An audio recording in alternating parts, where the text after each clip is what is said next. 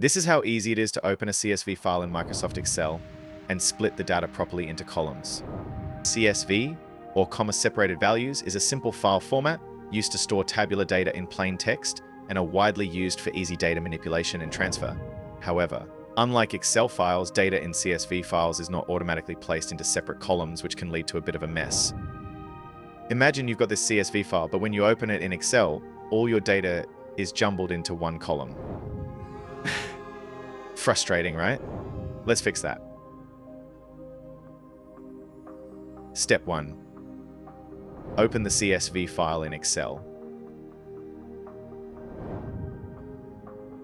Step 2. With your CSV file open, all your data might appear in column A. Click on column A to select all the data in this column. Step 3. Navigate to the Data tab on the ribbon. Here, find and click on the Text to Columns button. A wizard will open to guide you through the next steps. Step 4. In the Text to Columns wizard window, keep the selection on Delimited.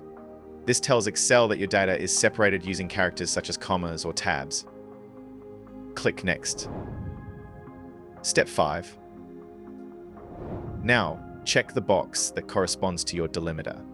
It's commonly a comma for CSV files. The preview window will show how your data will appear in columns once the delimiter is applied. Click Next after choosing the correct delimiter. Step 6. Finally, you can click Finish, and you're done. Excel will separate your single column data into multiple columns based on the delimiter you chose. With these steps, your CSV file should now display its data across multiple distinct columns, making it much easier to manage and analyze. There you have it. And just like that, you've mastered another Excel function. With text to columns, you've successfully turned a chaotic CSV file into well-organized columns in Excel. If you're still having issues, or if you have any questions about what we've covered, please let me know in the comments below.